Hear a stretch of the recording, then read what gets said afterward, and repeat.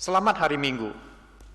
Perkenalkan, nama saya Surif, dosen di STT Amanat Agung, mengajar di Perjanjian Lama dan di Perjanjian Baru.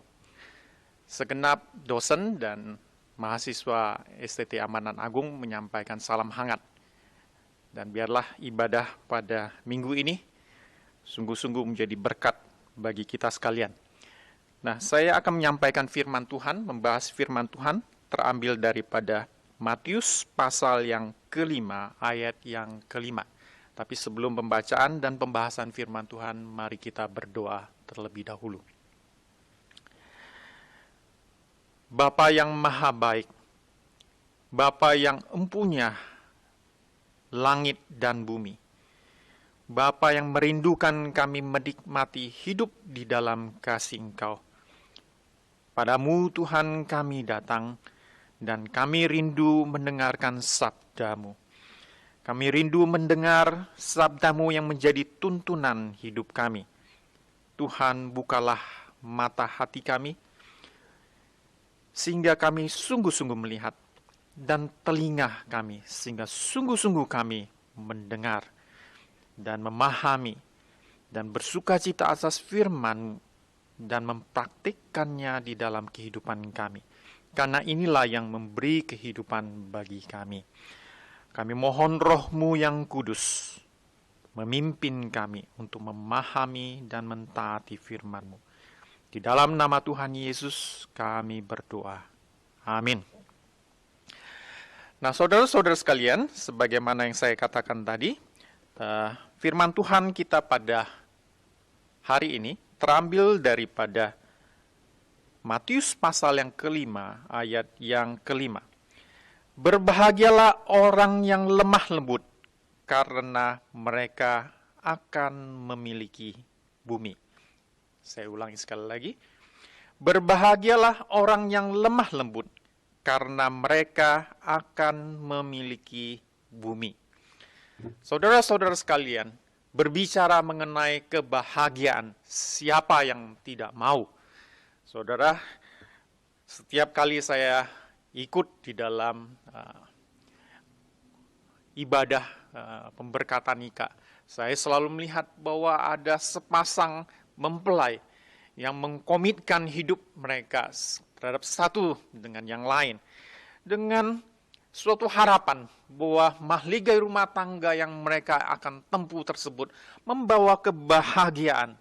Tapi saudara-saudara sekalian, tidak jarang kita menemukan bahwa ada banyak kehancuran rumah tangga pada dewasa ini. Dan itu juga termasuk anak-anak Tuhan yang mencintai Tuhan bahkan. Saudara-saudara sekalian, ada banyak orang bekerja dengan sangat-sangat keras, dengan tujuan apa? Bahwa dia dapat bahagia pada akhirnya dalam hidupnya tersebut. Tetapi mereka merasa kenapa kebahagiaan itu sangat sulit mereka dapatkan. Hidup itu menjadi sangat-sangat berat, sangat-sangat melelahkan, saudara-saudara sekalian. Terutama pada saat masa pandemik ini.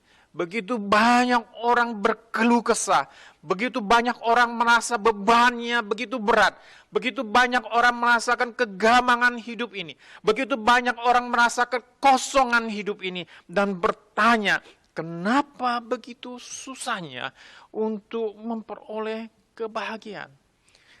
Saudara, di dunia ini ada banyak orang yang menawarkan kebahagiaan. Mereka menawarkan kalau kamu memiliki mobil ini, kamu akan menjadi lebih baik dan lebih bahagia. Kalau kamu dapat memiliki properti ini, kamu akan menjadi lebih baik dan berbahagia. Kalau kamu mendapatkan si dia yang kamu hasratkan, yang kamu punya perasaan terhadap dia, kamu akan menjadi bahagia. Tetapi semuanya itu, saudara-saudara, pada akhirnya mereka menemukan bahwa kebahagiaan itu tidak ada di situ. Dan ini sungguh-sungguh menyakitkan, saudara-saudara sekalian. Saudara dapat bayangkan kalau saudara bekerja keras untuk mencapai sesuatu, dan saudara mencapai sesuatu, dan ketika saudara mencapainya, saudara merasa Kenapa saya harus bekerja keras untuk mendapatkannya? Kalau ternyata hidup ini, hati ini, ternyata kosong. Ternyata itu tidak membawa kebahagiaan. Ada banyak orang mengejar harta, mengejar kekayaan. Dan ketika itu didapatkan, kekayaan itu tidak membawa kebahagiaan, tetapi membawa permasalahan dan beban hidup yang sangat berat. Saudara-saudara sekalian, memang benar bahwa kita hidup, kita berharap kita dapat berbahagia. Tapi bagaimana kebahagiaan itu kita dapatkan? Nah, saudara-saudara, Yesus memahami pergumulan manusia ini.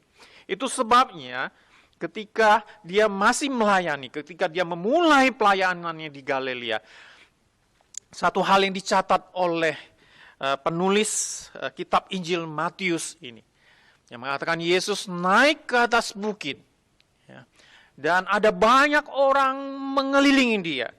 Pada pasal yang kelima, kitab Matius pasal yang kelima, ayat yang pertama, dikatakan ketika Yesus melihat orang banyak itu, naiklah ia ke atas bukit, dan setelah ia duduk, datanglah murid-muridnya kepadanya.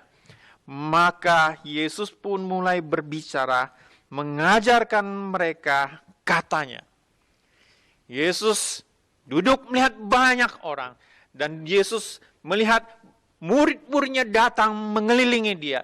Dia mulai duduk dan mulai mengajarkan satu hal yang sangat didambakan oleh manusia, yaitu hidup berbahagia. Dia berkata, berbahagialah, berbahagialah, berbahagialah. Nah, pada pagi hari ini, saya akan mencoba untuk membahasnya ucapan berbahagia yang ketiga. Berbahagialah orang yang lemah lembut, karena mereka akan memiliki bumi. Nah, saudara-saudara, kata berbahagia, bahasa aslinya, bahasa Yunani, adalah kata makarios, dalam bentuk jamaknya makarioi. Ya. Berbahagialah orang-orang. Ya. Apa maksudnya? Nah, makarios ini seringkali adalah perasaan bahagia, tetapi ini bukan dimiliki oleh manusia. Orang-orang Yunani beranggapan makario itu adalah suasana sorgawi yang dimiliki oleh para dewa. Ketika para dewa itu hidupnya berbahagia karena mereka ada di atas di sorga dan mereka merasakan hidup yang begitu gemilang. Nah, saudara-saudara sekalian, Yesus membawa itu kerajaan sorga ke bumi. Bahagia itu ada pada kondisi daripada Allah yang selalu merasakan kepenuhan. Nah, saudara-saudara sekalian, Yesus membawa itu kerajaan Allah ke dunia ini. Supaya apa? Supaya orang-orang dapat masuk di dalam kerajaan Allah dan menikmati kebahagiaan ilahi ini. Saudara-saudara sekalian, kebahagiaan ini tidak ditentukan oleh bagaimana kondisi fisik manusia, apakah dia sakit atau tidak. Kondisi ekonomi mereka, apakah dia kaya atau miskin. Kondisi suasana hati mereka, apakah orang yang dicintai membalas cinta mereka. Nah, saudara-saudara, kondisi bahagia ini karena apa? Karena hubungan antara Allah, Sang Pencipta, dan manusia, ciptaannya kembali rekonsal, kembali dipulihkan, saudara-saudara sekalian. Nah, alasan yang diberikan oleh Tuhan Yesus pada ucapan berbahagia yang ketiga ini, karena mereka akan memiliki bumi. Saudara, memiliki bumi. Apa yang dimaksudkan dengan memiliki bumi? Apakah Yesus akan mengatakan, menjanjikan kamu akan menjadi raja properti? Saya kira tidak demikian. Ya, pada satu ketika Yesus berbicara kepada orang-orang di Galilea, banyak di antara mereka adalah orang-orang miskin, orang-orang yang terpinggirkan, orang-orang yang tidak dianggap. Banyak di antara mereka adalah pengangguran. Saudara-saudara, Yesus menawarkan, menyatakan, berbahagialah karena kamu akan memiliki bumi. Bumi yang Allah ciptakan ini adalah untuk kamu. Dan memang di dalam Kejadian pasal yang pertama, dunia itu diciptakan buat kamu. Saudara-saudara sekalian, pernyataan Yesus ini sebenarnya berakar daripada perjanjian lama, ya, yaitu dari Mazmur pasal yang ke-34 ayat yang ke-11, ya. Dikatakan demikian, tetapi orang-orang yang rendah hati akan mewarisi negeri dan bergembira karena kesejahteraan yang berlimpah-limpah. Nah, dalam bahasa lebih harafiahnya, tetapi orang-orang, ya, anavim, ya, yaitu orang-orang yang rendah, yang miskin, yang lemah, akan memiliki bumi, HRS, memiliki tanah. Apa yang dimaksudkan di sini? Sebenarnya, kalau saudara ingat janji Allah kepada Abraham, ya, bahwa keturunanmu akan memiliki tanah ini, memiliki Eretz, memiliki hak Eretz, ya, tanah Kanaan. Tanah itu digambarkan berlimpah susu dan madu. Dan dengan janji inilah Allah memanggil bangsa Israel keluar dari tanah Mesir di bawah pimpinan Musa, membawa mereka ke Gunung Sinai supaya mereka membangun perjanjian antara Yahweh, yaitu Yahweh menjadi Allah mereka, dan umat Israel menjadi milik kepunyaannya. Kemudian tanah Kanaan yang adalah tanah milik Yahweh menjadi kepunyaan umat Israel. Umat Israel diberi hak hidup di tanah perjanjian yang digambarkan berlimpah susu dan madu. Tetapi apa yang terjadi, saudara-saudara sekalian, ketika mereka sudah memasuki tanah Kanaan, mereka sudah menguasai tanah Kanaan, ternyata mereka tidak dapat menikmati hidup di tanah Kanaan tersebut. Masalahnya bukan tanah itu kurang subur. Ternyata karena masalahnya adalah apa? Hubungan mereka dengan Allah perjanjian, Yahweh yang menjadi Allah Israel, tidak baik. Mereka memalingkan muka mereka dari Yahweh. Mereka tidak mengakui bahwa tanah berkat yang berlimpah tersebut bersumber daripada Yahweh. Itu sebabnya saudara-saudara sekalian, mereka mengalami berbagai pencobaan. Mereka mengalami berbagai malapetaka yang menyusahkan kehidupan mereka. Itu terjadi di masa Hakim-Hakim. Kalau saudara membaca kitab Hakim-Hakim, saudara menemukan kehidupan umat Israel susah di tanah itu. Ya, susah di tanah perjanjian. Kemudian juga pada zaman raja-raja, ada sering kali saudara-saudara sekalian kehidupan mereka berat. Ya, salah satu cuplikan nyata yaitu pada masa Elia, ketika Allah tidak mengirimkan hujan bertahun-tahun. Karena apa? Karena bangsa Israel memalingkan mukanya dari hadapan Yahweh, kemudian mengarahkan mata mereka kepada dewa Baal yang adalah dewa hujan, yang adalah dewa kesuburan. Saudara-saudara sekalian, itulah yang terjadi yang membuat mereka tidak dapat menikmati tanah Kanaan. Saudara-saudara sekalian, tidak banyak dari kita berpikir bahwa kita ini ingin menjadi super kaya, super berhasil. Tapi banyak daripada kita minimal rindu, bukan? Bahwa hidup yang kita jalani itu dapat kita nikmati. Ketika kita membangun kehidupan rumah tangga ini, kita dapat menikmatinya. Ketika kita bekerja keras, jeripaya, bekerja Dan kita dapat menikmati jerih payah kita. Kita dapat membangun kehidupan kita dengan baik, dengan jerih payah kita. Saudara-saudara, memiliki bumi adalah di mana kita dapat hidup di bumi ini, di dunia ini, dan membangun hidup di dalam kebahagiaan. Saudara-saudara sekalian, Bapa kita di sorga bukanlah Bapa yang sangar, Bapa yang pelit, Bapa yang tidak mau memberkati anak-anaknya. Dia rindu, saudara, kita hidup di dunia ini dengan kebahagiaan yang Dia limpahkan kepada kita. Dia rindu kita memiliki bumi ini, bahwa hidup yang kita bangun di atas bumi ini dapat kita nikmati, kita syukuri. Saudara sekalian, itulah yang Yesus janjikan pada khotbah di atas bukit. Berbahagialah kamu karena kamu akan memiliki bumi.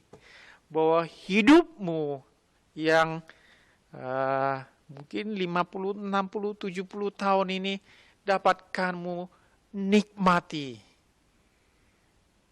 dengan kebahagiaan. Lalu demikian, kenapa banyak di antara kita manusia, bahkan anak-anak Allah, tidak menikmatinya? Bagaimana kita memperolehnya? Nah, salah satu syarat yang Yesus berikan adalah orang yang memiliki bumi ini adalah orang yang lemah lembut. Nah, saudara-saudara sekalian, apa yang dimaksud dengan lemah lembut ini? Apakah orang yang lemah lembut ini orang yang bersuara lembut? Apakah orang lemah lembut ini orang yang tidak tegar gitu ya, orang yang pelin-pelan gitu? Ataukah orang lemah lembut ini adalah orang yang bijaksana, orang yang dapat menguasai diri? Nah, saudara-saudara sekalian, ada dua dimensi lemah lembut yang ingin saya paparkan pada saat ini dalam khotbah ini. Yang pertama, di dalam tradisi Yunani, terutama di dalam filsafat Yunani, bidang etiknya terutama, lemah lembut, praios, adalah suatu kemampuan ya yang membuat orang dapat merespon dengan tenang. Nah, ini adalah ciri daripada manusia yang bijaksana, manusia yang berhikmat, manusia yang pandai, kemampuan mengontrol diri di dalam menghadapi segala sesuatu, ya, merespon secara tenang, ya, apa yang dialaminya, baik situasi yang genting maupun situasi yang menyenangkan, baik situasi yang sangat baik maupun situasi yang tidak baik. Itu satu dimensi. Dimensi yang lain adalah dimensi yang di dalam Perjanjian Lama. Nah, kalau saudara cermati tadi di dalam Mazmur pasal 37 ayat ke-11, LAI menerjemahkannya sebagai rendah hati. Ya. Tetapi orang-orang yang rendah hati ya akan mewarisi bumi. Dan memang kata ini ya,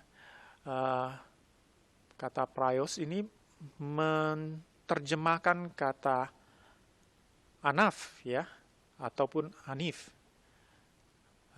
di kata Ibrani ya, kata Ibrani yang lebih kurang artinya adalah orang-orang yang miskin, orang-orang yang lemah, orang-orang yang tidak berdaya, orang-orang yang bergantung. Dan kalau saudara baca di Mazmur pasal 37, maka kata ini disandingkan dengan orang-orang yang hidupnya benar dan orang-orang yang berseru dan berharap kepada Tuhan. Ya. Misalnya pasal 37 ayat yang ketiga. Percayalah kepada Tuhan, lakukanlah yang baik. Diamlah di negeri dan berlakulah setia. Dan bergembiralah karena Tuhan, maka Ia akan memberikan kepadamu apa yang engkau inginkan. Ya. Kemudian berhentilah marah dan tinggalkan panas hati itu. Jangan marah, itu hanya membawa kepada kejahatan. Itu ayat yang ke-8. Ya. Kemudian ayat yang ke-16, lebih baik sedikit pada orang benar daripada yang berlimpah-limpah pada orang fasik.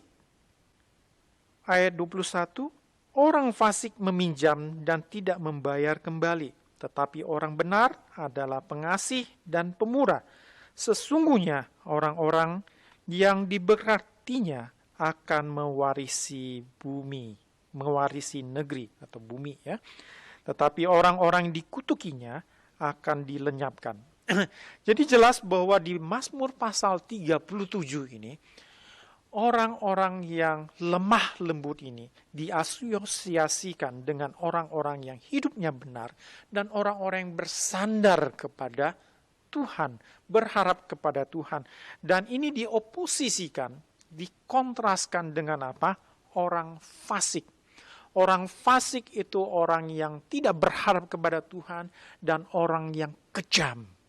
Saudara-saudara sekalian, pada zaman ini ada banyak orang-orang yang untuk mengejar mengejar kekayaan, mengejar kebahagiaan, tiba-tiba, berangsur-angsuri, karakternya menjadi sangar.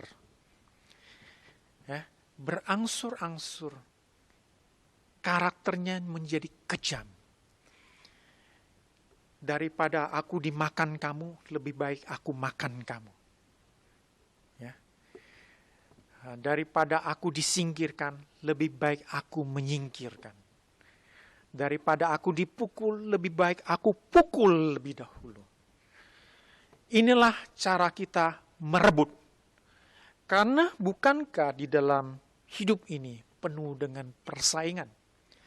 Di dalam dunia persaingan ini, tidak terasa karakter kita menjadi keras, kita lebih suka merebut daripada berbagi. Kita lebih mau diuntungkan daripada dirugikan. Kita lebih suka dilayani daripada melayani. Kita lebih suka lari daripada penderitaan, daripada menderita atas perbuatan orang lain. Saudara, ini kita pelajari di dalam kehidupan ini dengan sangat mudah. Sejak kecil sampai tua, dunia mengajar kita, demikianlah kita hidup. Tapi saudara-saudara sekalian, Yesus mengajarkan sebaliknya. Yesus mengajarkan sebaliknya. Kata Yesus, jika engkau ingin berbahagia, jadilah orang yang lemah lembut. Karena apa? Tampaknya Yesus menyadari bahwa kita diciptakan pada awalnya sebagai orang yang lemah lembut. Ya, saudara, Allah kita adalah Allah yang lemah lembut.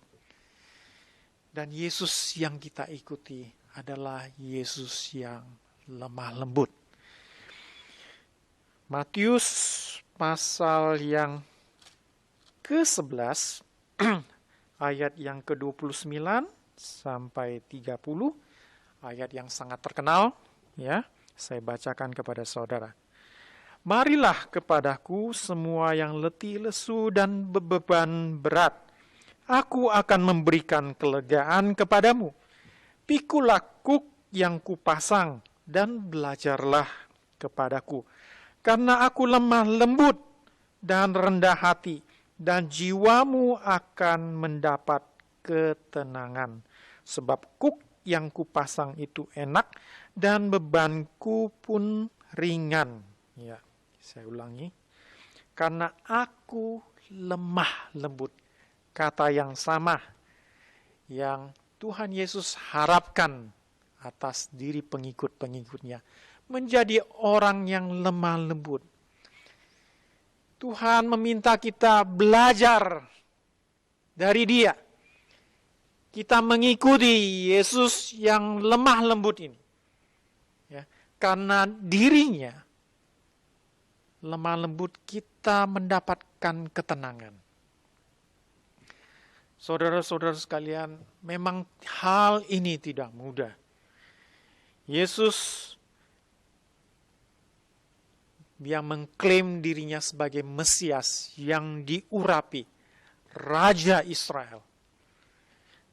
Dia mengklaim bukanlah raja yang sangar, raja yang menghabisi lawan-lawannya, tapi raja yang memikul dosa umat Allah, umat Yahudi, dan dosa semua umat manusia. Di atas kayu salib dia menanggung dosa kita dengan kelemah lembutan. Tidak ada kata di atas kayu salib yang mengutuk orang yang menyalibkan dia. Sementara di bawah kayu salib itu orang-orang mengejek dia. Dia berkata, Bapa ampunilah mereka. Karena mereka tidak tahu apa yang mereka lakukan. Saudara, ada banyak orang berpikir bahwa ini adalah kekalahan. Lihat, Yesus yang lemah lembut ini jadinya apa? Jadinya dia disalibkan. Banyak murid-muridnya yang kecewa. Banyak murid-murid yang patah arang di dalam mengikuti dia. Mereka melarikan diri. Ada satu yang berusaha mengikut yang bernama Yesus. Mengikut dari jauh. Tapi pada akhirnya dia menyangkali Tuhannya. Menyangkali gurunya. Menyangkali orang yang dia kasih dan orang yang dia kagumi. Bukankah itu kekalahan? Tapi saudara-saudara sekalian, Alkitab berkata kepada kita, justru salib itu adalah kemenangan. Karena apa? 3 hari kemudian Yesus dibangkitkan.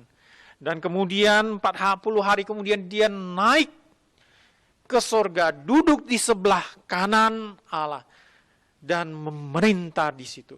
Dan suatu saat nanti kita rindu bahwa dia kembali ke dunia ini menjadi raja atas semua. Saudara-saudara sekalian, ini adalah pengharapan eskatologis, saudara-saudara sekalian, yang harus hidup di dalam diri kita. Bahwa kelemah lembutan yang Yesus miliki tidak membawa dia pada kehancuran, tapi kepada kemenangan yang kekal. Kita dipanggil untuk apa? Mengikuti jejaknya sebagai pengikut Yesus. Bumi ini diciptakan dengan begitu baik oleh Tuhan. Kalau saudara membaca Kejadian pasal 1, ketika Allah selesai menciptakan dunia ini begitu baik, saudara-saudara. Begitu baik berarti apa? Dunia itu siap dinikmati oleh manusia. Tetapi manusia gagal menikmatinya. Di satu sisi ada orang menghancurkan kehidupan orang lain demi mendapatkan kebahagiaan. Tetapi kebahagiaan itu tidak didapat juga. Di sisi lain ada orang-orang yang dihancurkan kehidupannya dan menjadi pahit kehidupannya. Saudara-saudara, inilah yang terjadi. Lingkaran setan ini tidak boleh terus ada. Yesus membawa kembali kerajaan sorga. Bahwa Allah memerintah di dunia ini. Dan pemerintahannya ditandai oleh kelemah lembutan. Kita dipanggil untuk hidup dengan kelemah lembutan. Karena kita diciptakan demikian. Mari saudara-saudara sekalian, bagaimana hidup yang lemah lembut itu? Hidup yang lemah lembut itu hidup yang berbagi. Hidup yang lemah lembut itu hidup yang bersandar kepada Tuhan, tapi juga berbagi kepada sesama. Kita merasa kurang kaya, tapi banyak orang yang jauh lebih miskin daripada kita. Kita merasa hidup kita itu penuh dengan masalah, tetapi banyak orang lain yang justru masalahnya jauh lebih berat daripada kita. Saudara-saudara sekalian, bagaimana kita menyikapi ini? Apakah kita tidak mempedulikan mereka semua? Ataukah kita melihat Yesus yang menjamah kehidupan orang-orang yang membutuhkan pertolongan? Yang berkata, mari kepadaku yang letih, lesu, dan beban berat. Dunia ini membebani kita dengan begitu banyak hal. Dan membuat kita menjadi sangar. Yesus mengatakan, datang, datang, datang. Belajar kepada saya. Belajar menjadi lemah lembut. Sehingga kita dalam kehidupan kita pun dapat melihat orang yang berbeban berat. Mari datang, mari datang. Mari aku perkenalkan kepada Yesus yang lemah lembut. Sehingga apa? Jiwamu mendapatkan ketenangan. Sama seperti juga jiwaku mendapat ketenangan. Supaya dunia yang tampaknya begitu berbeban ini dapat kita nikmati dengan ucapan syukur. Hidup itu tidak panjang, tanpa terasa saya sudah mencapai umur 50 tahun, saudara-saudara sekalian. Cepat sekali. Dan ketika menengok ke belakang, saudara, apakah saya berpikir, apakah hidup saya ditandai dengan kebahagiaan demi kebahagiaan? Dan saya menemukan ketika hati saya lemah lembut, maka kebahagiaan itu sangat-sangat nyata. Saudara,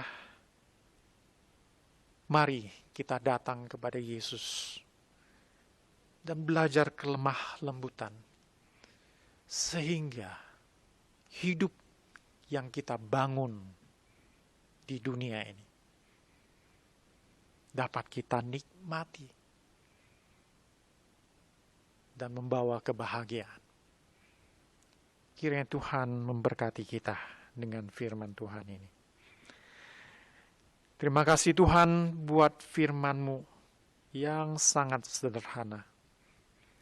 Tuhan, kalau dunia mencoba membentuk kami menjadi orang yang keras, orang yang sangar, orang yang menakutkan. Pada minggu ini kami dipanggil Tuhan dan diingatkan akan Yesus yang menjadi panduan hati kami, yang menjadi Tuhan kami, bahwa Yesus kami adalah orang yang lemah lembut, Tuhan yang lemah lembut, dan kepada Engkau kami belajar menjadi orang yang lemah lembut. Orang yang lemah lembut bersandar kepada Engkau, percaya kepada Engkau, tetapi membawa kebaikan kepada sesama kami. Dan biarlah ini mentandai kehidupan kami Tuhan. Ketika hidup itu begitu sulit, Tuhan tolong kami untuk berseru dan percaya kepada Engkau. Tidak hanya itu, Tuhan tolong kami di tengah-tengah kesulitan ini, kami membawa berkat. kepada orang lain. Kami memberkati orang lain melalui pelayanan hidup kami. Walaupun kesengsaraan itu kami pikul, kami yakin dan percaya Tuhan beserta kami, memberi kekuatan kepada kami, memulihkan kami, dan pada akhirnya memberikan ganjaran yang baik kepada kami. Tuhan, kami menyerahkan hidup kami. Tolong kami Tuhan menjadi orang yang lemah lembut, supaya kami dapat memiliki bumi. Di dalam nama Tuhan Yesus kami berdoa. Amin.